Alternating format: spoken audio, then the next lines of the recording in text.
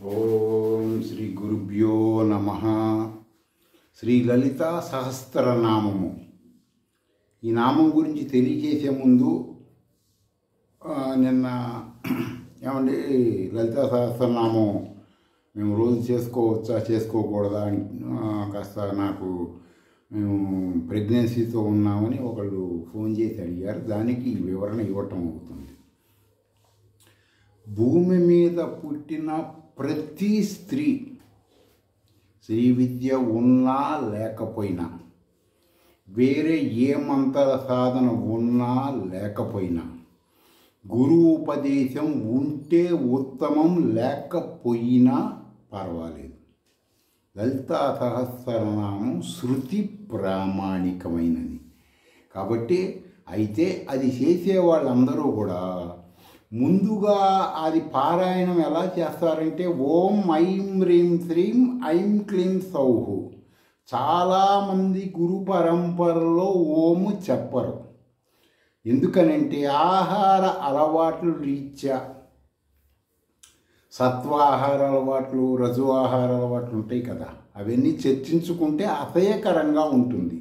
ఇవన్నీ నేటి జనసామర్థ్యంలో చెప్పలేక ఓము కొన్ని ఆహార అలవాట్లు ఉన్నటువంటి వాళ్ళు, సత్వ ఆహారం కలిగిన వాళ్ళు ఓం పెట్టుకోవచ్చు.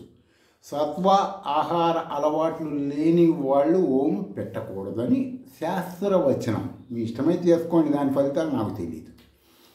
అయితే చాలామంది ఏమంటే మరి మాకు స్పీడ్గా పనిచేయాలండి, మేము ప్రెగ్నెన్సీ ఉన్న వాళ్ళైనా సరే పొద్దున్నే మీరు స్నానం జ్ఞానం చేసుకొని ప్రశాంతంగా వెన్నుపూస వంచకుండా కూర్చోవాలి. అది గుర్తుపెట్టుకోండి. నిదానంగా వెన్నుపూస వంచకుండా, అప్పుడు ఈ 1000 నామములు 1000 రూపములతో సగుణాకార పరబ్రహ్మ నీలోనే ఉంటుంది. అది నిరాకార నిర్గుణ పరబ్రహ్మమైన సహస్రాకారానికి టచ్ అవుతుంది. అప్పుడు నీ సంకల్పం 1000 నామాలు అంటే 1000 ఆలోచనలు. నాకు ప్రెగ్నెన్సీ ఫ్రీ కావాలని, డెలివరీ ఇబ్బంది లేకుండా ఉండాలని, ఆర్థిక ఇబ్బందులు లేకుండా ఉండాలని, నా మొగుడు నా కాళ్ళ కింద పడుకోవాలని, ఇలాంటి ఆలోచనలన్నీ ఉంటాయి కదా. ఈ 1000 ఆలోచనలు, ఇవి 1000 నామాలంటే 1000 మంత్రాలు, 1000 ఆలోచనలు. కాబట్టి మీకు తెలిసి చేసినా తెలియక చేసినా 1000 నామాల నుంచి బెనిఫిట్స్ వస్తాయి. అయితే ఎట్టి పరిస్థితుల్లో శబ్ద అర్థజ్ఞానం తెలుసుకుంటే బాగుంటుంది. వేదం చదివిన వాళ్ళ ద్వారా కానీ, శ్రీ విద్యా గురువుల పరంపరంగా. మీరేదో 2 అరటిపళ్ళు 2 జామపళ్ళు ఇచ్చి గురువుగారు మాకు నేర్పండి అంటే ఏ గురువు నేటి భారతదేశంలో చెప్పడు. మీరు ఖచ్చితంగా గురువు గారికి డబ్బులు ఇచ్చి మాత్రమే నేర్చుకోవాలి. ఆయనకుండే అవసరాలు ఆయనకు ఉంటాయి కదా. మిమ్మల్ని ఉద్ధరించడానికి ఆయన ఏం పుట్టలేదు కదా. మీరు ప్రాథమికంగా బుద్ధిని ఉపయోగించాలి. మీరు చెప్పే మాటలు ఎవ్వడు ఏ శ్రీ విద్యా గురువు వినడు. కాబట్టి మీకు విద్య కావాలంటే డబ్బులు పెట్టి కొనుక్కోండి. అంతేకాని మీరు లేకపోతే వాళ్ళు చెప్పరు, నిజం చెప్పరు. నిజం చెప్పకపోతే మీకు తెలియదు. ఊరికే పిల్లలు స్కూల్కి వెళ్ళి ఇంటికి వచ్చినట్టుగా ఉంటుంది. అంటే గ్లాసులో పాలు గ్లాసులోనే ఉంటాయి, పిల్లవాళ్ళు లాభవ్వాలంటే జరగదు కదా. కాబట్టి ఈ సూత్రాలను బట్టి ప్రతి ఒక్కళ్ళు ఖచ్చితంగా శ్రీ విద్యా గురువుల్ని సాటిస్ఫాక్షన్ ఆర్థికంగా చేసే విద్య నేర్చుకోవాలి. తర్వాత వచ్చేసి ప్రతి ఒక్కళ్ళు లలితా సహస్రనామం చేసేవాళ్ళు ప్రారంభంలో ఏం చెప్పాలంటే ఇది శంకరాచార్యులు వారు చేసిన కట్టుబాటు కాబట్టి చేయాల్సిందే. ఆ పరంపరలో ఉన్న వాళ్ళందరూ, వేరే పరంపరలో ఉన్న వాళ్ళు కూడా చేసుకోవచ్చు. ఏమని చేసుకోవాలండి అంటే మమోపాత సమస్త దురిత క్షయ ద్వారా. అంటే దాని అర్థం ఏంటంటే మమోపాత నేను పాపాలు చేశాను, అనేక ఘోరమైనటువంటి పాపాలు జన్మలు చేసుకుంటూ వస్తున్నాను. వాడి దగ్గర పాలు తాగాను, దీని దగ్గర పాలు తాగాను, వాడికి పుట్టాను, వీడికి పుట్టాను, నా కర్మ ఇలా కాలింది. కాబట్టి సమస్త దురిత క్షయ ద్వారా అవన్నీ పోయి నేను పరబ్రహ్మం అని తెలుసుకొని నాకు సమస్యలు లేకుండా ఉండాలి నాయన. అందుకని ఏం చేస్తున్నాం? శ్రీ పరమేశ్వరముద్దిశ్య అంటే నన్ను సృష్టించిన ఓ విశ్వ పరబ్రహ్మ, నా కర్మ నిమిత్తం నన్ను పుట్టించావు. ఎట్లా పుట్టించావు? శ్రీ పరమేశ్వర ప్రీతి అర్థం నాలో సగుణాకార పరబ్రహ్మవిగా ఉంటున్నావు. ఈ మంత్రదేవత సగుణాకార పరబ్రహ్మం అవుతుంది అది చెప్పినప్పుడు. అర్థమైందా?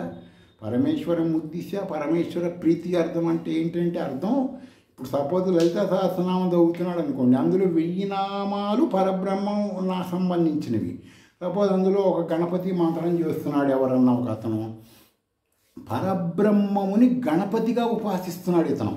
అర్థమైందా? పరమేశ్వరం ఉద్దేశ పరమేశ్వర ప్రీతి అర్థం అంటే నాలో ఉన్న పరమాత్మని నేను గణపతికి ఉపాసిస్తున్నా. ఎందుకు ఉపాసిస్తున్నావు? నీకేం పని? తిని పడుకోవచ్చు కదా. అబ్బే, ఈ సమస్యల కోసం, ఈ ప్రాబ్లమ్స్ నివారణ కోసం నేను అనేక జన్మలు చేసిన కర్మ నన్ను 30 తిప్పలు 3 చెరువులు దాగి తప్పించుకోవటానికి నేను నువ్విచ్చిన ఈ శరీరంతో నిన్ను నేను గణపతిగా ఉపాసిస్తున్నాను అని చెప్పటం అన్నమాట. పరమేశ్వర ప్రీత్యర్థం ఫలానా మంత్ర జప వినియోగ అని చెప్తారు. అలాగే లలితా సహస్రనామం వినియోగ. కాబట్టి ఖచ్చితంగా ఇది నేర్చుకోండి. ప్రతి ఒక్కరు ఇది చెప్పి చేస్తేనే మీకు వస్తాయి అన్నమాట బెనిఫిట్స్. అది తర్వాత ప్రాచీన గుళ్ళకి మాత్రమే, వేద పారాయణం చేసే గుళ్ళు, వేదపరంగా అక్కడ జరిగే కార్యక్రమాలు ఉండే గుళ్ళకి మాత్రమే వెళ్ళండి. వ్యాపార సంస్థలైన గుళ్ళకి పోవద్దు. ఎందుకు పోకూడదండి? వెళ్తే ఏమవుతుంది, అక్కడికి వెళ్తే ఏమవుతుంది, ఇక్కడికి వెళ్తే ఏమవుతుందంటే, వేద శబ్దము మీకు అర్థం అవ్వాలని చెప్తున్నా అలంకారం కోసం. ఒక అనుభవం వేసామనుకోండి, కొన్ని సంవత్సరాల వరకు దాని ప్రభావం ఆ స్థలంలో ఉంటుంది కదా. ఇది సైన్స్ చెప్తుంది కదా. అలాగే వేద విస్ఫోటము, శబ్ద విస్ఫోటం కొన్ని గంటల వరకు అక్కడ ఉంటుంది. పొద్దునే రాగానే ఏం చేస్తారండి వాళ్ళు? వేదము నిర్దేశించిన ప్రకారమే అక్కడ చేస్తారు. వేద విహితంగా చెయ్యరు. అక్కడ ఉండే పూజారి కూడా సంధ్యావందనం చేసేటువంటి వాడైతే ఇంకా బాగా బెనిఫిట్స్ వస్తాయి మీకు. ఎందుకని? అక్కడ చెప్తున్నాడు కదా, ప్రతిరోజు అక్కడ ఉండే దేవతని ఎట్లా చూస్తున్నాడు అతను? పరమాత్మగానే చేస్తాడు అతను. ఇప్పుడు ఈ ప్రపంచంలో ఏ భూమి మీద ఏ టెంపుల్లో ఉన్న దేవతా ప్రతిమలు పరమాత్మ కాదు. అది గుర్తుపెట్టుకోండి మీరు. ఎవ్వరు చెప్పినా నమ్మద్దు. వేదాలు చెప్పిన మాట చెబుతున్నాను నేను, శృతుల్లో ఉంటుంది చూసుకోండి. అదేంటంటే మరి వాళ్ళంత ఫౌరీలు అవన్నీ డిస్కషన్ చేయట్లేదు. పరబ్రహ్మము కాదు, అంతవరకే సబ్జెక్టు. మరి నువ్వే పరబ్రహ్మం. మరి అక్కడ ఆ గుళ్ళో పరబ్రహ్మం కోసం వాళ్ళు ఏం చేస్తున్నారు? ప్రాణప్రతిష్ఠ చేస్తున్నారు శాస్త్రపరంగా. అందువలన అక్కడ ఆ వైబ్రేషన్స్, అక్కడ ఆ ఎనర్జీ, పాజిటివ్ ఎనర్జీ ఉంటుంది. అర్థమైందండి మీకు? అక్కడ ప్రాచీనమైన గుళ్ళ సంగతి చెప్తున్నాను. ఇప్పుడున్న ఈ 100 సంవత్సరాల కట్టిన ఏ గుళ్ళ సంగతి నేను డిస్కషన్ చేయడం నాకు అనవసర విషయం కాబట్టి. ప్రాచీన గుళ్ళల్లో ఏముంటుందండి? పొద్దున్నే శాస్త్రపరంగా వేదపరంగా చేస్తారు కదా, పాజిటివ్ ఎనర్జీ ఉంటుంది. ఎట్లా ఉంటుందండి పాజిటివ్ ఎనర్జీ అంటే? ఇప్పుడు నువ్వు ఉన్నావు, నీలో పరబ్రహ్మం ఉన్నాడు, నువ్వు సగుణాకార పరబ్రహ్మంగా శాస్త్రాలు చెప్తున్నాయి కదా శృతులు. అక్కడ ఉన్నది పరబ్రహ్మం కాదు కదా. అప్పుడు అక్కడ వచ్చిన వాళ్ళకి సాటిస్ఫాక్షన్ ఎలా అవ్వాలి? వేదంలో చెప్పింది కదా, నారాయణ సూక్తము, విష్ణు సూక్తములు, తర్వాత దేవి సూక్తములు, ఇవన్నీ శృతుల్లో ఉండేవి. ఇవి అక్కడ చేస్తారు. ఎవరు చేస్తారండి? వేదాలు చదివిన వాళ్ళు చేస్తారు. అప్పుడు అక్కడ ఏముంటుందండి? పాజిటివ్ ఎనర్జీ ఉంటుంది. అంతేగాని శబ్ద అర్థ జ్ఞానం ఉన్నా లేకపోయినా అక్కడ పాజిటివ్ ఎనర్జీ ఉంటుంది కొంతవరకు. వెళ్ళిన భక్తులకి సాటిస్ఫాక్షన్. అందుకని మీరందరూ కూడా ప్రాచీన దేవాలయాలకు వెళ్ళటానికి ప్రాముఖ్యత ఇవ్వండి. అది సెకండ్. ఫస్ట్ ఏం చేస్తారు? నేను పరబ్రహ్మమును నమ్మి ఏదైనా ఒక మంత్ర సాధన నేర్చుకోండి. మాకు కుదరదండి మంత్ర సాధన, అబ్బాయి మేము చిన్న ఇల్లులు అది ఇది అనుకున్నట్టయితే దగ్గరలో ఉన్నటువంటి ఏదో ఒక దేవాలయం తప్పదు కాబట్టి వెళ్ళి అక్కడికి వెళ్ళి లలితా సహస్రనామము అలాంటివి శబ్దార్థ జ్ఞానం తెలుసుకొని చెయ్యండి. ఆ విధంగా ఉంటుంది. సరే, ఆ అమ్మాయి అడిగింది కదా, ప్రెగ్నెన్సీ అమ్మాయి. ఆ అమ్మాయికి ఏం చెబుతాం? పొద్దున్నే ప్రతి నామానికి ఓం అనేది మీ ఆహార అలవాటును బట్టి, ఐం హ్రీం శ్రీం శ్రీమాత శ్రీ మహారాజ్ఞి శ్రీమత్ సింహాసనేశ్వరి చిదగ్నికుండ సంభూత దేవకార్య సముద్యత. అక్కడ ఏం చెప్పాలండి? ముందు ఐం హ్రీం శ్రీం ఐం క్లీం సౌహు చెప్పాలి. ఇక్కడ దానిని రివర్స్లో చెప్పాలి. ప్రతి నామానికి అంటే నామావళి వేరు, నామములు వేరు, గుర్తుపెట్టుకోండి. నామావళి అంటే 1000 ఉంటాయి, 1000కి చెప్పాల్సిందే. 1000 చేశారనుకోండి, ప్రతి నామానికి ముందు ఐం హ్రీం శ్రీం ఐం క్లీం సౌహు, తర్వాత కూడా విలోమంగా ఆ విధముగా లలితా సహస్రనామం చేస్తే బెనిఫిట్స్ వస్తాయి. మీ ఇష్టం వచ్చినట్టు మీరేదో ఇప్పుడు లలిత సహస్రనామం చేస్తే అలా ఏమొస్తుందంటే, ఇప్పుడు సినిమాకి వెళ్ళారు, ఇప్పుడు ఆడవాళ్ళు అయితే ఆడవాళ్ళు, మగవాళ్ళు అయితే మగవాళ్ళు, ఆ హీరోను హీరోయిన్ ఊహించుకుంటున్నారు కదా మీరు. మేము అదే అని భావించి కొద్దిగా కొన్ని రోజుల వరకు ఆ ఫీలింగ్తో ఉంటారు కదా. అదే సూత్రం ప్రకారం దేవతని ఈ విధంగా చేస్తే మీకు అదే ఫీలింగ్ వస్తుంది. 1000 నామాలంటే ఏంటి? 1000 ఆలోచనలు, 1000 మంత్రాలు. ఒక్కొక్కసారి ఒక్కొక్క విధంగా మీరే ప్రవర్తిస్తారు. అలా ఈ విధంగా ఆలోచించుకోండి. ఇప్పుడు క్రోధాకారాంకుశోజ్వల ఈరోజు నామం అదేనండి. క్రోధాకారాంకుశోజ్వల అంటే శ్రీ విద్యాోపాసకులు, శృతి ప్రామాణిక ఆధ్యాత్మిక పరులు ఎల్లవేళలా శ్రీ విద్యా ఉపాసన పరుని అంకుశము అనబడే ఆయుధంతో రక్షణ కల్పిస్తుంటే ఆరా ఒక రౌండ్గా ఉంటుంది. గుళ్ళకి వెళ్ళినప్పుడు దేవుడి ఫోటోలు పెడితే వెనక పక్క రౌండ్గా ఉంటాయి కదా, వెలుగులాగా. అలా వీడికి ఆ ఆధ్యాత్మికమైన అంకుశం అనబడేటువంటి ఆరాగా ఉంటుంది. బలహీనులను భయభ్రాంతులు గురి చేస్తున్న మదమెక్కిన బలవంతులు. శ్రీ విద్యాోపాసకులతో ఎవరైనా సరే మదమెక్కి పిచ్చిగా ప్రవర్తిస్తే క్రోధము అనబడే క్రోధం అనబడే ఆయుధంతో వాళ్ళని 30 తిప్పలు పెట్టి 3 చెరువులు నీళ్ళు దాకి వీళ్ళని రక్షిస్తుంది. ఎందుకంటే శ్రీ విద్యాోపాసకులు కాబట్టి. ఎందుకు రక్షిస్తుందండి వీళ్ళని? వాళ్ళని ఎందుకు శిక్షిస్తుందంటే కర్మను పట్టి కదా. అంటే కర్మ చేశాడు కదా వీడు కూడా. ఇక్కడ శ్రీ విద్య అన్నాడు మంత్రకర్మ చేస్తున్నాడు కదా, కర్మకు ఫలితం ఇవ్వాలి కదా. సపోజ్ వారాహ్యో ఏ ప్రతిజ్ఞ చేశాడు అనుకో, ఆ కర్మకు ఫలితం ఈ 1000 నామాల్లో ఉన్న దేవత ఇవ్వాలి కదా. కాబట్టి ఆమె ఖచ్చితంగా చేస్తుంది. శ్రీ విద్యా మంత్ర సాధన పరులు ప్రారబ్ధ కర్మ చేత ప్రాప్తించిన యోగము వలన క్రోధ లక్షణము కలిగి దీనివల్ల అనేక కష్ట నష్టాలు, తర్వాత కుటుంబ పరంగా అనేక రకాల ప్రాబ్లమ్స్తో కూడా ఉంటుంటారు. శ్రీ విద్యా ఉపాసకులు ఏమి మొదలు పెట్టంగానే వాడికి ఒళ్ళంతా డబ్బులు మూటలు, కనకాలు, రాజకీయ నాయకులు వచ్చి కాళ్ళ దగ్గర కూర్చోవటం ఉండవు. కొన్ని సంవత్సరాల పాటు వీటి కఠోరమైన ఏదైనా మంత్ర సాధన ద్వారా పురస్చరణ అందుకే పెట్టింది. అవన్నీ చేయటం వలన వచ్చేసి వాడి ఈ కర్మ నుంచి వచ్చినటువంటి అన్నీ నివారణ చేసుకోగలుగుతాడు అనుష్ఠానం వలన. ప్రారబ్ధ కర్మ వలన కూడా క్రోధం వస్తుందంటే వస్తుంది కదా. గతంలో నువ్వు ఎవరన్నా భయంకరంగా, ఇప్పుడు కాలం అనేది నీకు నువ్వేదో పగలు రాత్రి అని మానవులు పెట్టుకున్న కాలం కాదు కదా. విశ్వ సృష్టికర్త కాలాన్ని బట్టే కదా కర్మలు ఉండేది. అవన్నీ తెలుసుకోవాల్సిందే. తెలుసుకోకుండా నువ్వెవరినో గతజనంలో 30 తిప్పలు పెట్టి 3 చెరువులు నీళ్ళు తాగిచ్చావనుకో, వాడు ఇప్పుడు నీకు కొడుకుగా పుడతాడు. పుట్టి నిన్ను 30 తిప్పలు పెట్టి 3 చెరువులు నీళ్ళు తాగిస్తుంటాడు. అప్పుడు ఏం చేయాలండి? నువ్వు ఈ మంత్ర సాధన వల్ల ఏమవుతుందంటే వాడికి భయం అనేది ఏర్పడిపోయి వాడికి ఏదో ఇబ్బందులు వచ్చేస్తాయి ఈ మంత్ర సాధన వలన. వాడు వచ్చేదేమో ఈ జోలికి వెళ్తే మన పరిస్థితి బాగుండదని వాడు జాగ్రత్త పడి వాడి పని వాడు చూసుకుంటాడు. అంటే వ్యవహారికంగా మీకు అలంకారం కోసం ఇలా చెబుతున్నా.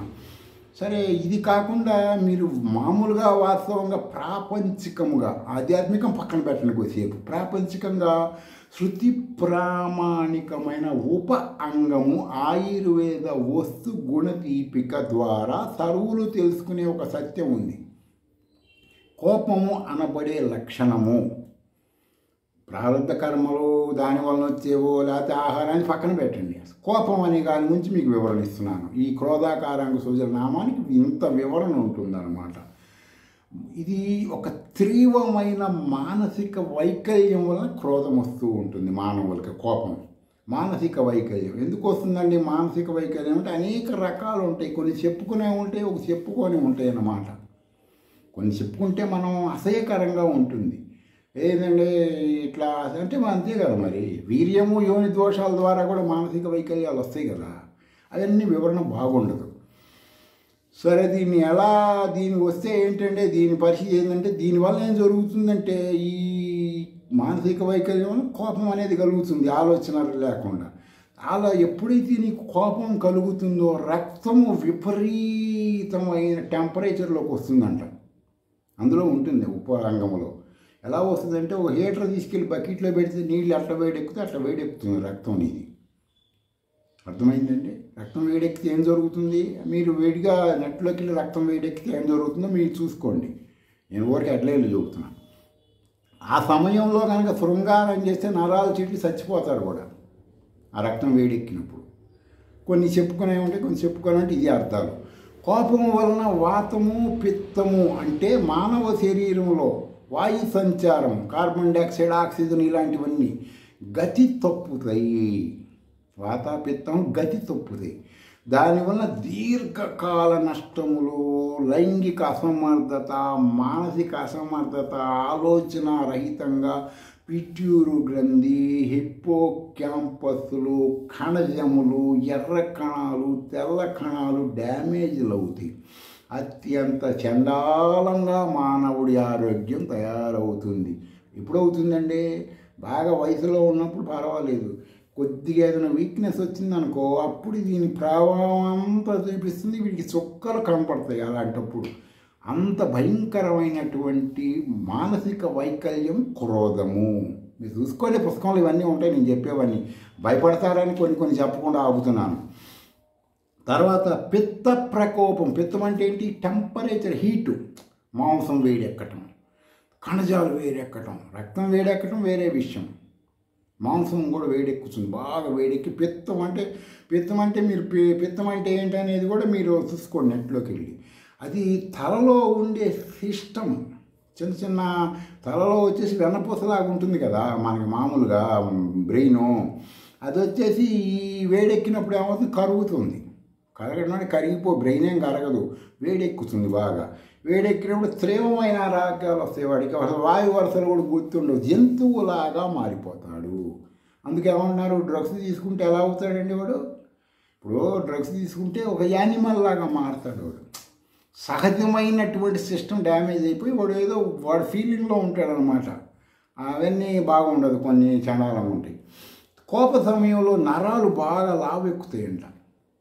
నరాలు మామూలుగా సన్నగా ఉంటాయి కదా. ఇప్పుడు మనం పెట్రోలు పోసే పెట్రోలు ఇంజన్ రన్నింగ్లో వెళ్తూ ఉంటుంది కదా, ట్యూబ్ బాగా లావ్ అయిందనుకోండి ఏమవుతుంది? పగిలిపోతుంది. వాడు లోపల రబ్బర్తో చేస్తారు కదా, బాగా లావెక్కితేమో పగిలిపోతుంది. నరాలు పగిలితే రాయడోడు, నరాలు లావెక్కుతాయంటే మీరు ఊహించుకోండి, కొంతైనా తెలియాలి కదా ప్రాథమిక జ్ఞానం. మీకు సమస్యలు ఎందుకు వస్తున్నాయి ఏంటి అనే జ్ఞానం, రోగాలు ఎందుకు వస్తున్నాయి ఏంటి అనేది తెలియాలి కదా మీకు. మీరు రోగం రాగానే డాక్టర్ దగ్గరికి వెళ్తున్నారు, చెకప్లు చేస్తారు, రోగానికి కారణం ఏంటనే తెలియాలి కదా. ఈ నామం వలన ఇంత వివరణ మీకు తెలియజేయడం జరుగుతుంది. ఎందుకని? సనాతన సాంప్రదాయంలో ఖచ్చితముగా ప్రతి ఒక్కళ్ళకి యథార్థంగా సత్యం చెప్పాలి. ఉదరపోషణమైనటువంటి పురాణ ప్రవచనములాగా మిమ్మల్ని మోసం చెయ్యటం అనేది శృతి విరుద్ధము. ఉన్నది ఉన్నట్టు చెప్పటమే శృతి ధర్మములు. అందుకే శృతుల గురించి ఎవ్వరు చెప్పరు. మీరు నెట్లో కూడా ఇది చేసుకోండి. ఈ యొక్క నరాలు చిట్టినప్పుడు ఏమవుతుందంటే మొహం బాగా వెడల్పోతుంది. ఒక తీవ్రమైన కోపం వచ్చినటువంటి వాడి మొహంలో ఎలా ఉంటుందో వాడికి వాడిని అప్పుడు మనం ఫోటో తీస్తే కొన్ని మన జంతువులని మ్యాచింగ్ చూస్తే పలానా జంతువుకి మొహం మ్యాచింగ్ అవుతుందని వస్తుంది. ఆ జంతువు ఎప్పుడైనా ఒక జంతువు వేటాడేటప్పుడు ఎలా ఉంటుంది మొహం దాన్ని, ఆ ఫేస్ వచ్చేస్తుంది మానవుడికి, మొహం లావుడైపోయి. ఇది దీంట్లో ఉంటుంది ఆయుర్వేద ఉపాంగంలో. అప్పుడు అనేక మానసిక జబ్బులు వస్తాయి ఆ టైంలో వాడికి. అప్పుడు చూడండి, కావాలంటే ఫోన్ వస్తే వాడు ఎత్తడు, ఇచ్చిన పెద్దగా మాడుతుంటాడు, గందరగోళం గజిబిజి అవుతాడు. ఈ విధంగా ఇంకా పూర్తిగా వివరిస్తే మీరు భయపడతారేమో అని నేను చాలా తక్కువ చెప్పాను. ఈ లలితా సహస్రనామముని శబ్ద అర్థ జ్ఞానముతో వేద పండితుల ద్వారా కానీ శ్రీ విద్యా గురువుల ద్వారా కానీ మీరు నేర్చుకుంటే ఈ సిస్టమ్ మొత్తం కరెక్ట్ అవుతుంది ఎవరికైనా సరే. ఎందుకని కరెక్ట్ అవుతుందంటే ఈ 1000 నామాలు మీ శరీరంలో మీ కర్మల ద్వారా మీరు అనుభవించవలసిన వాటిని వేయించి అనుభవించకుండా సీడ్ వేయిస్తే మొలకెత్తదు కదా, ఆ విధంగా మీకు వివేకము విచక్షణ కలిగి ఈ యొక్క ప్రాబ్లమ్స్ పోతాయి అన్నమాట. ఏది లలితా సహస్రనామం వలన. శ్రీ విద్యలోకి వచ్చేసారనుకోండి, ఏదైనా మంత్రం పొరచేస్తే ఇంకా బాగుంటుంది. కొన్ని శ్రీ విద్యా గురు పరంపరలో మహాప్రాచీనమైన, ఇప్పుడు మీకు శ్రీచక్ర నవావరణ గుప్త గాయత్రి చెప్తున్నాను కదా, సామాన్యమైన విషయం కాదండు. సామాన్య గురు పరంపరలో శ్రీ విద్యలు అవి ఉండవు, మహాప్రాచీనమైనది, అసలు చెప్పటానికి వీల్లేనంత శక్తివంతమైనది. అది విశ్వ ప్రకంపనలు అంటారు. అంటే ఆ మంత్రం ద్వారా ప్రకంపనలు పుట్టిస్తుంది అది. కొన్ని శ్రీ విద్యా గురు పరంపరల కోపాన్ని అదుపాజ్ఞలో పెట్టుకోవటానికి ఒక మంత్రం చేస్తారు ప్రతి ఒక్కళ్ళు. ఏం మంత్రం చేస్తారండి అంటే, ఓం ఐం హ్రీం శ్రీం ఆవాయవ్యాయ వాయవ్య శ్రీం హ్రీం ఐం ఆయ వాయవ్య వాయవ్య ఆవోరవ్యాయ వాయవ్యోం ఐం హ్రీం శ్రీం శ్రీం హ్రీం ఐం స్వాహ. దీని వాయుబంధన అంటారు. అర్థమైందంటే శరీరంలో ఉన్న వాయువు మొత్తాన్ని స్తంభింపచేసే మంత్రం వాయు స్తంభన. ఇప్పుడు కొన్ని సినిమాల్లో దీపి దుర్యోధన నీళ్ళలో పోయి జలస్తంభన అంటాడే, ఇది వాయు స్తంభన అనమాట. ఈ మంత్రం కనుక సిద్ధి పొందాడు అనుకోండి, వాడు ఈ మంత్రం చేస్తూ ఉంటే వాడు ప్రాణో శవమో కూడా తెలియదు. వాడు కావాలంటేనే వాడు ఊపిరి వస్తుంది, లేకపోతే రాదు. ఇది సిద్ధి పొందితే వాయు మంత్రం అంటారు కొన్ని గురు పరంపరలో. సరే అండి, మరి బాగానే ఉంది, వాయు స్తంభన అన్నారు. సనాతన ఆధ్యాత్మిక శ్రీ విద్యా సాధన శంకరాచార్యులు వారు చెబుతారు అన్నమాట. శ్రీ విద్యా సాధన ప్రారంభంలోనే వీడికి ఇవి నేర్పిండి మీరు, వాడికి కులము కంట్రోల్ పెట్టుకుంటాడు, ఆటోమేటిక్గా వాడికి పరబ్రహ్మ జ్ఞానం వచ్చి గుళ్ళు గోపురాలు జరగకుండా ఉంటాడు హాయిగా అని చెప్పి ఆయన మహానుభావుడు చెప్తాడు అనమాట. ఏమని చెబుతాడు, నా పుణ్యం నా పాపం నా సౌఖ్యం నా దుఃఖం నా మంత్రో నా తీర్థం నా వేద నా యజ్ఞ అహం భోజనం నైవ భోజ్యం నా భోక్త సిద్ధునంద రూప చిద్రూప. విడదీసి కలిపితే ఒక శబ్దం వస్తుంది, మీకు అర్థం కాదని చెప్తున్నా. చిదానంద రూప మే శివోహం. అత్యంత గొప్పదిగా ఇది ప్రతి గురు మమోపాత అని చెప్తారు కదా, మమోపాత అని చెప్పమన్నాను కదా మన, అప్పుడు మంత్రం సిద్ధిస్తుంది. అలాగే ఇది చెప్తారు కొన్ని గురు పరంపరలో. దీన్ని చేయటం వల్ల ఏమవుతుంది, వాడికి నేను శివుడి స్వరూపము, శివుడు అంటే మీరు అంతసేపు శివలింగమో పక్కన పార్వతిని పెట్టిన ఒక రూపం చూసుకుంటే మీకు విషయం అర్థం కాదు. శివుడు అంటే శుభములిచ్చువాడు అని శృతి ఉవాచ. అలా వీడు ఈ యొక్క శంకరాచార్యులు వారు చెప్పినట్టు ఇది చేసుకున్నాడు అనుకోండి, నేను శివరూపం అని చెప్పి ఆల్రెడీ ఆ మంత్రదేవత బాగా అనుగ్రహం కలగటానికి ఉంటాడు. ప్రతి ఒక్కళ్ళు కొంతమంది పొద్దున్నే దీన్ని ఉదయం నిద్రలాగా, ఇప్పుడు చాలామంది చేతిలో లక్ష్మిని చూసుకో లక్ష్మీ సరస్సులు ఏముంటాయి, వాళ్ళిద్దరు పొద్దున్న ఇసుకర్రలు తీసుకుని కూర్చుంటారు, ఇసురుతారు. ఎవరిని? సగుణాకార పరబ్రహ్మని. వాళ్ళని చూసుకుంటే చేతుల్లో ఉపయోగం ఏముంది? నిన్ను నువ్వు చూసుకుంటే ఉపయోగం. ఎవరినో చూస్తే ఉపయోగం ఏముందండి? నిన్ను నువ్వు చూసుకోవాలి కదా, నేనే పరబ్రహ్మం సగుణాకారం అని. దీన్ని చేసుకుంటే వాడు పొద్దున్నే వాడే శివుడు అవుతాడు. ఆ రోజు సాయంత్రం దాకా వాడు శివుడులాగా ఉంటాడు. ఈ శంకరాచార్య వాడు చెప్పినటువంటిది. కాబట్టి ఉదయం నిద్ర రాగా నేను చేసుకోండి, లేదంటే ఆ వాయు గురువు మొక్కత వాయు బంధన మంత్రం నేర్చుకోండి. సో చాలా అద్భుతంగా ఉంటుంది. స్వస్తి.